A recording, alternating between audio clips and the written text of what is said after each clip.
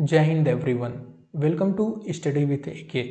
My name is Aditya और आज मैं आप लोगों को एक नया टॉपिक पढ़ाने वाला हूँ, reliefs of the ocean basins के बारे में। जैसे अगर मैं बात करूँ आपके कंटिनेंट के रिलीफ्स के बारे में, तो we all know that continent पे आपके अलग अलग टाइप के रिलीफ्स पाए जाते हैं। जैसे आपके माउंटेन हो गए, ठीक है, आपकी वैलीज हो गई, ठीक है, आपके प्लेटियोज हो गए, आपके प्लेन्स हो गए। तो वैसे ही इस टाइप के कुछ रिलीफ जो हैं आपके ओशियन के अंदर पाए जाते हैं। क्या है? ओशियन के क्या है, अंदर पाए जाते हैं। तो इन्हीं रिलीफ्स के बारे में हम लोग, इन्हीं रिलीफ फीचर्स के बारे में हम लोग आज पढ़ने वाले हैं। ठीक है, सबसे पहले तो हम ये समझते हैं कि ओशियन जो है इसका मतलब क्या होता है। इसके जो शब्द ये है, ये कहाँ से लिया गया है? तो ओशियन शब्द जो है इसे बेसिकली एक ग्रीक वर्ड से लिया गया है। कौन से? ओशियनस से, जिसका मतलब क्या होता है, एक enormous river and circling the earth. यानी अगर मैं बात करूं आपके ओशियन की, तो ओशियन बेसिकली आपके एक लार्ज डिप्रेशन होते हैं। क्या मैंने कहा? ये आपके एक लार्ज डिप्रेशन होते हैं या बेसिन्स होते हैं जो आपके अर्थ सरफेस, सॉलिड अर्थ पर क्या है, पाए जाते हैं। जैसे आप इस इमेज में देखो, इस इमेज में अगर मैंने ओशियन हटा दिया तो आप नोटिस करो क्या, ये आपके एक तरफ से लार्ज डिप्रेशन दिख रहे होंगे। तो यही आपके क्या होते हैं, ओशियंस होते हैं। और ये ओशियंस क्या होते हैं, लार्ज डिप्रेशन का मतलब सिर्फ ये नहीं, इसमें क्या होते हैं प्लस साथ में आपके वाटर होते हैं। और ये वाटर किस तरह के होते हैं? तो वाटर आपके बेसिकली सलाइन टाइप के होते हैं। यानी ओशियन बेसिकली क्या हो गए, एक तरह के लार्ज डिप्रेशन हो गए which contains what, saline water, या बेसिन्स कह सकते हो, लार्ज बेसिन्स हो गए विच कंटेन सलाइन वाटर। ठीक है, तो ये थी आपकी ओशियन के बारे में। इसी बात, कई बार आप लोगों ने एक शब्द सुना होगा, ओशियन तो आपने सुना होगा, इसके साथ ही कई लोगों को आपने सी शब्द भी यूज करते हुए सुना होगा। तो सबसे पहले तो हम ये समझते हैं कि इनके बीच का डिफरेंस क्या होता है। जब भी मैं बात करता हूँ ओशियन की, तो ओशियन का बेसिकली मतलब ये होता है कि ये बेसिकली आपका एक लार्ज एरिया को कवर करता है। क्या है ये? ये क्या करता है, एक लार्ज एरिया को कवर करता है इन कंपेरिजन टू सी। सी जो है ये आपके एक स्मॉल एरिया को कवर करते हैं। इतना पहले एक बेसिक डिफरेंस समझ लो। ठीक है, जैसे अगर लार्ज एरिया की मैं बात करूँ, you can see from this, एक मिनट, इस मैप में अगर मैं बात करूं, जैसा कि आप देख सकते हैं, क्या ये जो आपका रीजन हो गया, ये क्या है, एक ओशियन हो गया।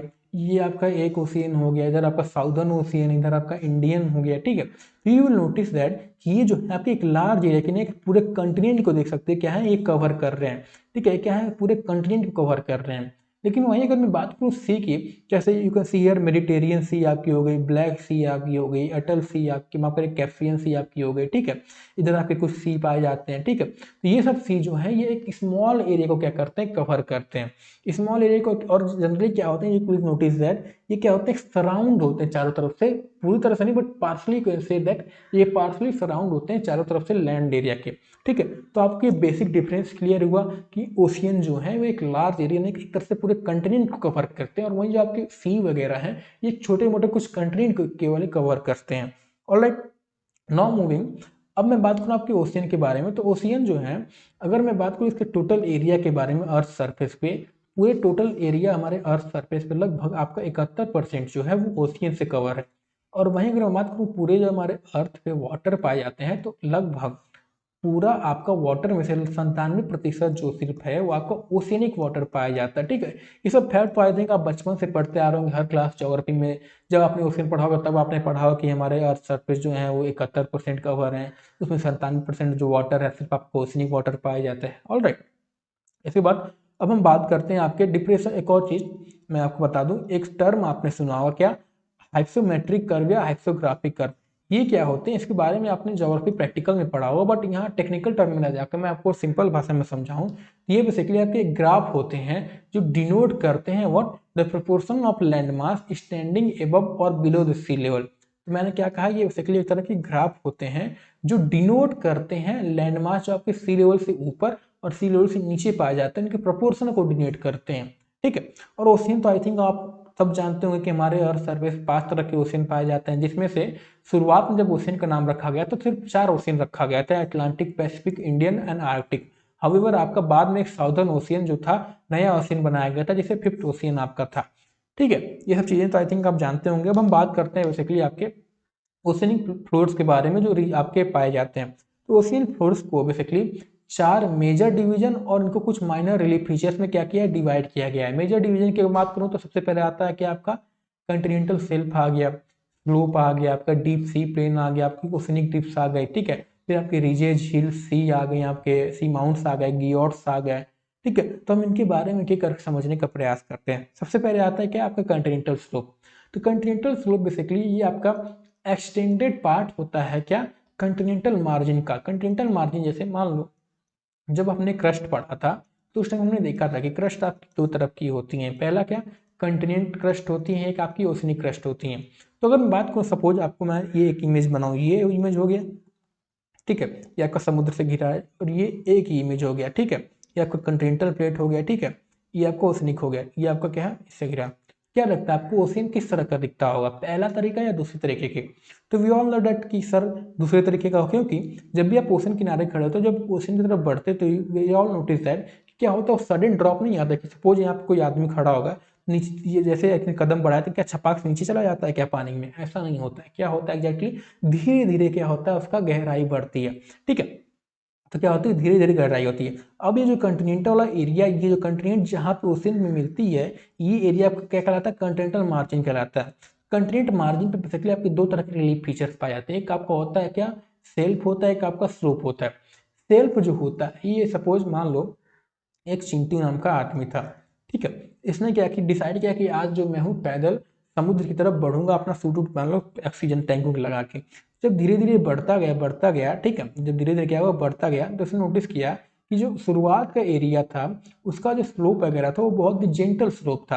क्या था वो, जेंटल स्लोप था, लगभग आप कह सकते हो 1 डिग्री के आसपास स्लोप था। तो इसे हमने क्या नाम दे दिया, कंटिनेंटल स्लोप, माफ करेगा, सेल्फ नाम दे दिया। फिर धीरे धीरे चिंटू आगे बढ़ता गया, तो फिर हुआ क्या कि इसने नोटिस किया कि एक पॉइंट पे ऐसा पहुंचा कि वहां से इसने नोटिस किया कि सडन ड्रॉप क्या हो रहा था इसमें, उसके गहराई खाई जो थी, सडन उसके जो बेसिकली जो स्लोप था उसमें सडन ड्रॉप आ रहा था। तो इसे बेसिकली इसने क्या नाम दे दिया, जहाँ सडन ड्रॉप आ रहा था इसे इसने नाम दे दिया क्या, कंटिनेंटल स्लोप, ठीक है। और ये जो बीच का जो एरिया था कंटिनेंटल सेल्फ और स्लोप का, जहाँ से सडन ड्रॉप आ रहा था इसके इसमें स्लोप में, उसे हमने क्या नाम दे दिया, आपका सेल्फ ब्रेक नाम दे दिया। क्या नाम दे दिया इसे, बेसिकली हमने सेल्फ ब्रेक नाम दे दिया, ठीक है। तो ये होते हैं आपके कंटिनेंटल सेल्फ और स्लोप। आइए इनको हम एक बार समझ लेते हैं इसके जरिए, स्लाइड के जरिए। तो कंटिनेंटल स्लोप सेल्फ जैसे मैंने बताया, these are submerged part of continental margin. Continental margin से बताया कि कंटिनेंट का जो किनारे वाला एरिया होता है, ये आपका ओशिनिक एरिया हो गया, आपका कंटिनेंटल वाला रीजन हो गया। तो ये जो आपका कंटिनेंट किनारा वाला एरिया होता है कंटिनेंट मार्जिन कहलाता है। तो कंटिनेंट सेल्फ क्या है, इस वो सबमर्ज्ड पार्ट होते हैं कंटिनेंट मार्जिन के, that lies under oceanic water forming a what, gentle slope about 1 degree और even less toward the open sea, ठीक है। अगर मैं पूरे ओशियन बेसिन की बात करूँ तो उसमें से लगभग 7 to 8% जो है टोटल एरिया आपका कंटिनेंटल शेल्फ का पाया जाता है। ऑफकोर्स ये आपके हर एक रीजन में वेरी करता है अलग अलग जगह पे, ठीक है। उसके बाद जहाँ पे सेल्फ आपका एंड करता है एक बहुत ही वेरी स्टीप स्लोप पे, उसे बेसिकली क्या कहता है, सेल्फ ब्रेक कहता है। जैसे ये आपका देख लो, ये रीजन आप देख सकते हो, क्या ये जो सेल्फ वाला रीजन है, ये जो क्या बोल सकते हो, सबमर्ज्ड रीजन ओशियन वाटर का, जो जिसका स्लोप जो बहुत कम है, आपका कंटिनेंटल शेल्फ कहलाता है। अब यहाँ से देख रहे हो क्या, सडन ड्रॉप आ रहा होगा, ये सडन ड्रॉप जो आता है यहाँ से सेल ब्रेक कहलाता है। उसके बाद का जो एरिया होता है वो कंटिनेंटल स्लोप कहलाता है। ये वाला जो एरिया आपका कंटिनेंटल स्लोप कहलाता है, ठीक है। इसकी एवरेज डेप्थ की बात करूँ तो इसे एवरेज डेप्थ जो है ये फैटम्स में मेजर किया जाता है। फैटम्स क्या होते हैं, तो 1 फैटम मान के चलो आपका 6 फीट के इक्वल होता है। यानी इसकी डेप्थ की बात करें तो ये इसका जो डेप्थ है लगभग आपके 600 फीट तक पाया जाता है, ठीक है। इसकी वाइड की बात करें तो वाइड जो है इसका हर रीजन में क्या होता है, रीजनल के अकॉर्डिंग, अपने लोकल एरिया के अकॉर्डिंग वेरी करता है। कहीं पे क्या होते हैं, ये वाइडर पाए जाते हैं, ठीक है। कहीं पे क्या होते हैं, ये नैरो पाए जाते हैं। कहीं पे आपके 67 किलोमीटर 48 किलोमीटर तक पाए जा सकते हैं। कहीं पे आपके 15 किलोमीटर 10 किलोमीटर उससे कम पाए जा सकते हैं। कहाँ फिर अभी नैरो वाइडर कहाँ पाए जाते हैं, तो वाइडर जो है जहाँ पे आपके रिवर के माउथ वगैरह होते हैं वहाँ पे ये वाइडर पाए जाते हैं। क्यों वाइडर पाए जाते हैं, सब सपोज क्या होता है कि रिवर का माउथ जैसे ये हो गया, या आपको मान लो ये एक ओशियन का पहले एरिया रहा होगा। जो रिवर हम जानते हैं क्या, ये सेडिमेंट लाती, जब ओशियन में मिलती है सेडिमेंट लाती हैं। सेडिमेंट यहाँ क्या होंगे, इकट्ठा होते होते होते होते क्या होंगे, एक तरह का जेंटल स्लोप क्रिएट किए होंगे, ठीक है। तो यहाँ क्या होगा, ये और वाइडर बढ़ते और सेडिमेंट इकट्ठा होगा तो क्या वाइडर होते गए होंगे। तो इसलिए क्या होता है कि क्या कहा जाता है कि ये जो वाइडर होते कंटिनेंटल शेल्फ होते हैं, ये रिवर के वहाँ पे वाइडर पाए जाते हैं। अब सपोज ये आपका कंटिनेंटल शेल्फ का एक एरिया था, ठीक है। अब इस सेल्फ में आपके कई तरह से माउंटेन अगर पाए जाएंगे तो क्या होगा, ये माउंटेन अगर पाए जाएंगे तो फिर ये आपका डिजिटल स्लोप वाला एरिया रह ही नहीं जाएगा। ये आपका एक रग्ड सरफेस बन जाएगा। रग्ड सरफेस बनेगा तो क्या, ये इसका कह सकते हैं यहाँ नैरो रीजन हो जाएगा। ये सपोज कई बार क्या होता है कि आपका कंटिनेंटल शेल्फ कहीं पाया ही नहीं जाता है, ठीक है। तो ऐसे सब फैक्ट हैं इनके रिगार्डिंग, ठीक है। ये आप पढ़ लेना इनको एक एक करके, ठीक है। उसके बाद, ठीक है, alright. Now moving forward, Continental shelf जो हैं इन्हें वेल नोन पाया जाता है फॉरवर्ड फिशिंग ग्राउंड, आपके ऑयल हो गए, नेचुरल गैस हो गए, ठीक है। क्यों, ऐसा क्यों, बिकॉज जब आपकी रिवर्स जो होती है, क्योंकि ये बेसिकली यहाँ पे सेडिमेंट इकट्ठा होते हैं, और जब हम जानते हैं इस रिवर्स जो है सिर्फ आपकी पत्थर ही नहीं, उसके साथ में और भी चीज़ें लाती हैं। जब क्या होती हैं वो वहाँ पे लाती हैं, दबती हैं, दब के क्या होती हैं आपकी ऑयल और नेचुरल गैसेज में कन्वर्ट हो जाती हैं। फिशिंग ग्राउंड क्यों पाए जाते हैं क्योंकि ये जो कंटिनेंटल शेल्फ और एरिया होते हैं क्या होता है, बहुत ही ज़्यादा गहरा होता नहीं है। तो गहरा होता नहीं है, इससे क्या होता है, सूर्य की किरणें जो होती हैं इस पे आराम से पहुंच जाती हैं, नीचे तक पहुंच जाती हैं। तो जब सूर्य की किरणें जो होगी नीचे तक पहुंचेंगे तो क्या होंगे, यहाँ पर कई तरह के पौधे वगैरह पाए जाते हैं शेल्फ वाले एरिया में। जब पौधे पाए जाएंगे तो यहाँ पे क्या आती है, फिश वगैरह आती हैं अपने इस भोजन को, पौधे को खाने के लिए। जिस वजह से कहा जाता है कि कंटिनेंटल शेल्फ जो है ये वेल नोन होते हैं फिशिंग ग्राउंड के लिए। ऑयल, नेचुरल गैस, यानी कि सेडिमेंट यहाँ इकट्ठा होता है, सेडिमेंट फिर दब के आपके क्या होते हैं, आपके ऑयल या नेचुरल गैस क्रिएट करते हैं, ठीक है। इसमें कोरल रिफ्स भी पाए जाते हैं। कोरल रिफ्स क्या होते हैं, जब आगे आने वाले चैप्टर के अंदर हम पढ़ेंगे, ठीक है। इसकी ओरिजिन की बात करूँ तो अलग अलग लोगों ने अपनी अलग अलग थ्योरी दे रखी है इसके ओरिजिन के रिगार्डिंग। कुछ लोग कहना है कि ये सेडिमेंट के डिपॉजिट से बनते हैं, कुछ लोग कहना है कि राइजिंग थर्मल करंट के कारण बनते हैं, कि यहाँ से सपोज आपका एक प्लेट था ये कंटिनेंटल, ये आपका क्या था, एक ओशनिक प्लेट था। तो वी ऑल जब कन्वेक्शन करंट यहाँ पे राइज होता है तो क्या करता है, यहाँ से इनको ब्रेक कर देता है। ब्रेक करता है तो जब यहाँ से ये टकराती है इससे, तो क्या होता है, ये बेसिकली आपका ओशनिक प्लेट नीचे सबमर्ज हो जाता है। सबमर्ज हो जाता है तो क्या, यहाँ पे एक तरह से आपका ये आपका सेल्फ वाला एरिया क्रिएट होता है, ठीक है। फिर आपका कुछ लोग कहना है फॉल्टिंग कारण होता है, कि सपोज आपका ये लैंड एरिया था, यहाँ एक तरह से फॉल्ट फॉल्ट मतलब क्या, रॉक के अंदर क्रैक क्रिएट होना। पैरेलल रॉक मान लो, पैरेलल क्रैक क्रिएट हो गई, पैरेलल फॉल्टिंग, तो क्या होगा, ये जो पैरेलल फॉल्ट क्रिएट होगी तो बीच का एरिया सब्सिडेंस हो जाएगा। सब्सिडेंस होकर क्या होगा, आपके समुद्र के नीचे चला जाएगा, समुद्र में मतलब ओशियनिक वाटर इसके ऊपर आ जाएगा। जब ये ओशियनिक वाटर इसके ऊपर आएगा और ये जब इसका क्या होगा, इस तरह से एक फॉर्मेशन होगा। फिर आपका negative change in sea level यानी ग्लेशिएशन थ्योरी, मान जैसे आइस एज के दौरान हम सब जानते हैं कि उस दौरान क्या था, हमारे अर्थ सरफेस जो था पूरी तरह से आपका आइस से कवर था। उस दौरान क्या हुआ था कि आपका जो सी था ना, सी का लेवल बहुत ही क्या था, कम हो गया था। कम हो गया था तो क्या होगा, जाहिर सी बात है, सी लेवल का कम होगा तो ये जो सरफेस वगैरह थे ये क्या थे, एक्सपोज हो गए थे ऊपर की तरफ। और जब एक्सपोज हो गए थे उससे क्या हुआ था, आपकी ग्लेशियर वगैरह क्या थे उसमें इरोजन करना स्टार्ट कर देता है। इरोड करके क्या थी, जेंटर स्लोप वाले एरिया क्रिएट की थी, फिर उससे आपका कंटिनेंटल शेल्फ क्रिएट हो गया था, जिससे बेसिकली ग्लेशिएशन कंट्रोल थ्योरी कहा जाता है। फिर आपका सी क्लिफ की इरोजन के द्वारा, तो वी ऑल नो दैट कि सी क्लिफ वर्टिकल क्लिफ होते हैं, जब इस पे वेव्स आके टकराती हैं तो क्या करती हैं, नॉच क्रिएट करती हैं। नॉच क्रिएट करके क्या करती हैं, इसको बेसिकली अपने ऊपर, इसका बेस जब खाली होता है ये क्या करती हैं, नीचे गिर जाती है। नीचे गिर के क्या करती हैं, आपकी बेसिकली वेव कट प्लेटफॉर्म कहलाती हैं। जब आपकी ये वेव कट प्लेटफॉर्म जो है ये सबमर्ज हो जाती हैं आपके ओशियन के अंदर, तो वो क्या कहलाते हैं, कंटिनेंटल शेल्फ कहलाती हैं, ठीक है। तो ये कुछ आपकी थ्योरीज हैं इसके रिगार्डिंग। अलग अलग लोगों ने अलग अलग थ्योरी दे रखी है। किसी का कहना है कि बस सेडिमेंट के कारण बनता है, किसी का कहना है नहीं ये आपका राइजिंग थर्मल करंट के कारण होता है, किसी का कहना है फॉल्टिंग कारण बना है, ठीक है। अगर हम बात करूँ आपके इंडिया के कंटिनेंटल शेल्फ के बारे में, तो वी ऑल नो दैट अभी हमने देखा क्या कि जो रिवर के माउथ पे पाए जाते हैं वहाँ पे क्या होते हैं, वो सेडिमेंट के कारण बनते हैं। तो जितने आपके कंटिनेंटल शेल्फ वाले एरिया जो होंगे, जो गंगा रिवर हो गई, गोदावरी रिवर हो गई, कृष्णा कावेरी रिवर हो गए, उनके माउथ पाए जा रही होंगे तो वो क्या होंगे, रिवर के सेडिमेंट बने होंगे। जितने आपके क्या होंगे पाए जा रहे होंगे, सब रिवर के सेडिमेंट बने होंगे। फिर उसी तरह आपके जो आपके वेस्टर्न कोस्ट पाए जाते हैं, वहाँ ऐसा कहा गया कि वेस्टर्न कोस्ट के जो कंटिनेंटल शेल्फ हैं वो बेसिकली फॉल्टिंग के कारण बने हुए हैं। वहीं पे आपके जो अंडमान निकोबार आइलैंड हो गए, गल्फ ऑफ मन्नार हो गए, ये कहा जाता है कि बेसिकली कोरल रीफ्स के द्वारा बने हैं। इनका जो कंटिनेंटल शेल्फ है वो क्या है, कोरल रीफ्स के द्वारा बने, ठीक है। ये कोरल रीफ्स क्या होते हैं, तो इसके बारे में जैसे मैंने बताया कि आगे आने वाले चैप्टर में हम कवर करेंगे, ठीक है।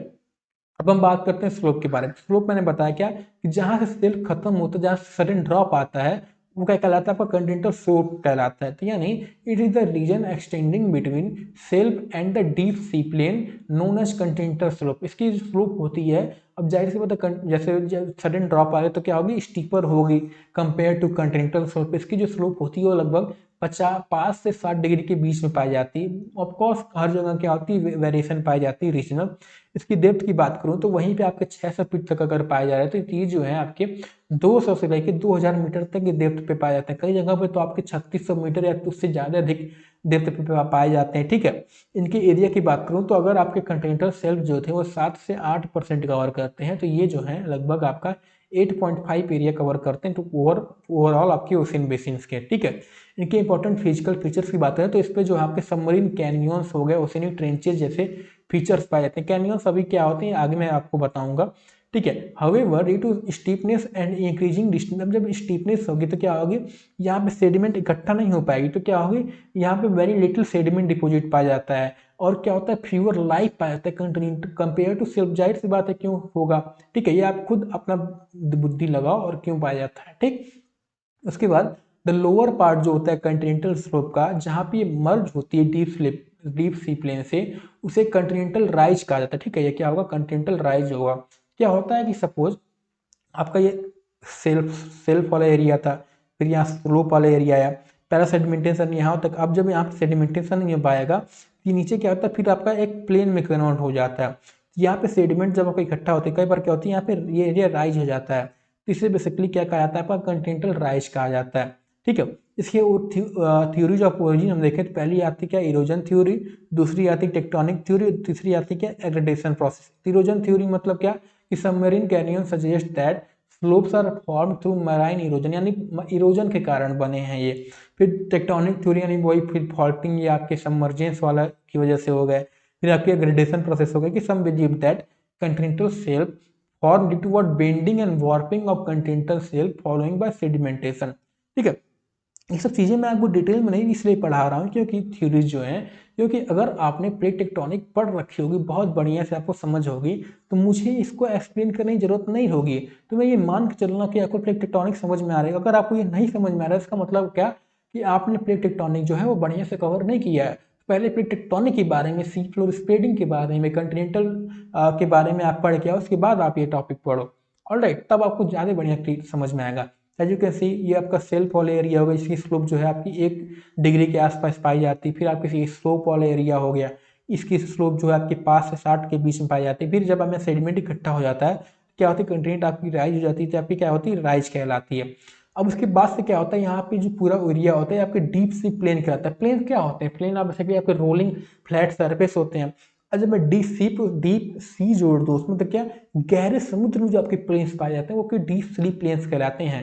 ठीक है, अब ये डीप सी प्लेन्स पे आपके अलग अलग टाइप के फीचर्स पाए जाते हैं। जैसे मैंने देखा था अर्थ पे जो प्लेन्स पाए जाते हैं उस पर अलग अलग फीचर्स पाए जाते हैं, वैसे ही डीप सी प्लेन पे जो है अलग अलग फीचर्स पाए जाते हैं। जैसे आपके मिड ओशनिक रीच हो गए, आपके ट्रेंचेज हो गए, आपके सी माउंट हो गए, आपकी आइलैंड्स वगैरह हो गए। ठीक है, उनके एक करके हम समझते हैं।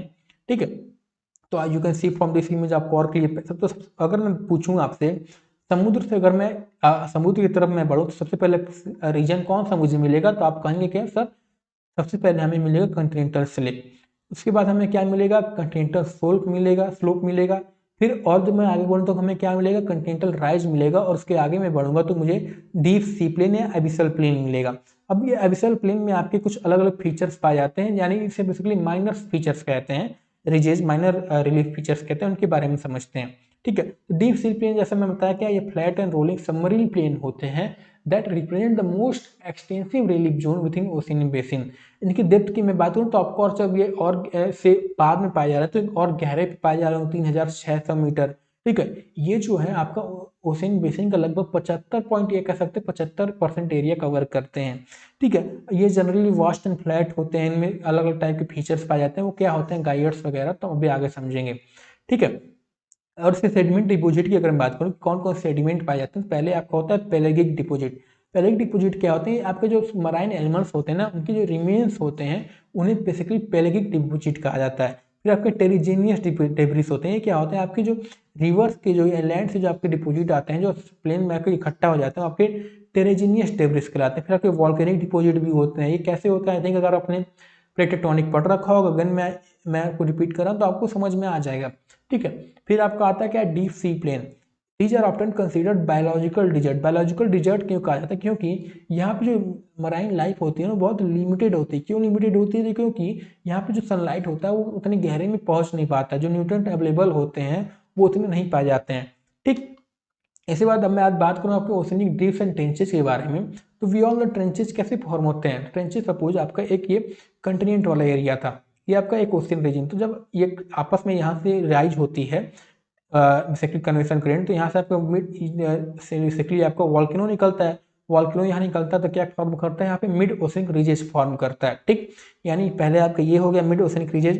तब यहाँ से जब ये प्लेट इधर मूव करती है, जब आपस में टकराती है, तो टकरा के क्या करती है आपकी कन्वर्जन प्लेट बाउंड्रीज पे क्या होती है, टकरा के ओशनिक आपकी क्या होती है नीचे चली जाती है। और नीचे चली जाती क्या होती है? तो यहाँ पे एक तरह का डिप्रेशन फॉर्म करती है, एक long and narrow depression form करती है, इसे बेसिकली ओशनिक ट्रेंचेज कहा जाता है। ठीक है, they are topically found at where subduction zone पे पाए जाते हैं, where one tectonic plate is forced beneath another.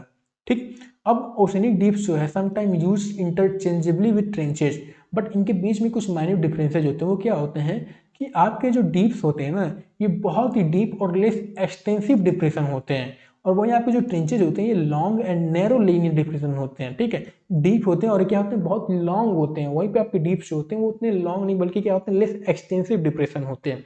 ठीक है, इनकी लोकेशन वगैरह तो हम ऑलरेडी देख चुके हैं, कन्वर्जेंट प्लेट बाउंड्रीज पाए जाते हैं। ठीक है, उसके बाद ट्रेंचेज की हम बात करूँ तो जो सबसे दुनिया का सबसे गहरा जो ट्रेंचेज है वो आपका होता है मरियाना ट्रेंच। ठीक है, इसकी जो डेप्थ है वो लगभग 1100 मीटर तक, करीब 11,000 तक मीटर तक पाई जाती है।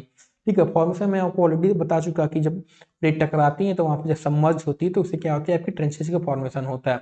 As you can see from this image, इधर प्लेट आई होगी लिथोस्फेरिक प्लेट, कंटिनेंटल प्लेट हो गई, इधर आपकी ओशनिक प्लेट जब टकराई होगी तो सबमर्ज हुई तो क्या यहाँ पे डिप्रेशन आपको क्रिएट हो जो कि ट्रेंच कहलाया। ठीक है, you can see from this image. और जो आपकी फिर एक आता है mid oceanic region. Mid oceanic region क्या होती हैं? जब आपकी प्लेट जो है वो आपकी क्या होती हैं डाइवर्ज होती हैं। आपको जहाँ पे प्लेट डाइवर्ज होती है, ये पॉइंट ध्यान दीजिएगा, वहाँ पे आपकी रीजेस फॉर्म होती हैं, और जहाँ पे प्लेट आपकी कन्वर्ज होती है वहाँ पे ट्रेंचेज फॉर्म होती हैं। ये कैसे होती हैं? तो ठीक है, अब हम बात करते हैं एक और टॉपिक जो हो गया सबमरीन कैनियंस। कैनियंस हम जानते हैं क्या? अगर मैं बात करूँ सरफेस कैनियन के बारे में तो क्या होते हैं कि बहुत ही आपके स्टीप साइडेड वैलीज होते हैं जो हमारे अर्थ सरफेस के ऊपर पाए जाते हैं। अब इसी को मैं इससे आगे सबमरीन कैनियंस ऐड करते हूँ तो ये क्या होंगे? ये ऐसे वैलीज वगैरह जो होंगे जो ओशियन के अंदर पाए जाते हैं। सर आप कहेंगे सर ओशियन के अंदर कैसे? तो ये देखो, ये देख सकते हो ये इमेज, ये आपके क्या होते हैं सबमरीन कैनियन कहलाते हैं। ये देख सकते हो ये वैलीज होती हैं जो कि पाई जाती हैं आपके कहाँ पाई जाती हैं? आपके बेसिकली कंटिनेंटल मार्जिन वाले एरियाज में।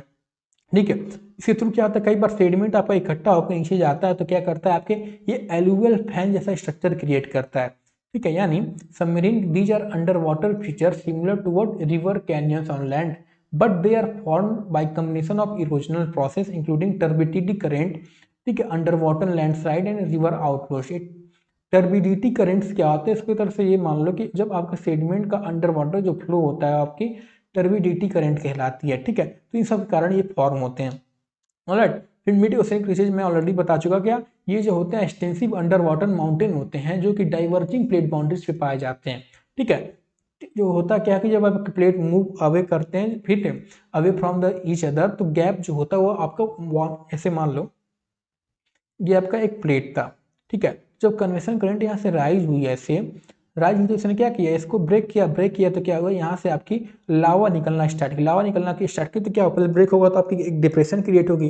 अब उससे लावा जब निकली तो क्या किया उसने एक टाइप का रिज क्रिएट कर दिया दोनों तरफ, या कि एक टाइप का रिज क्रिएट कर दिया, और वो रिज क्या कहलाई आपकी मिड ओशनिक रीजेस कहलाई। ठीक है, ये जो होते हैं लॉन्गेस्ट माउंटेन रेंज होते हैं हमारे वर्ल्ड के ऊपर, extending more than 56,000 kilometre long and has a maximum which wide of 800 to 1500, यानी चौड़े जो 1500 किलोमीटर तक चौड़े हो सकते हैं। और ये क्या हो सकते हैं आपकी 56,000 किलोमीटर तक क्या हो सकते हैं लंबाई इनकी हो सकती है। जैसे कुछ रीजेस की मैं बात करूँ तो आपकी मिड अटलांटिक रीजेस हो गई। ठीक है, इधर आपकी सेंट्रल इंडियन रीज पाई जाती है। ठीक है, इसको मैप से आप एक बार देख लेना।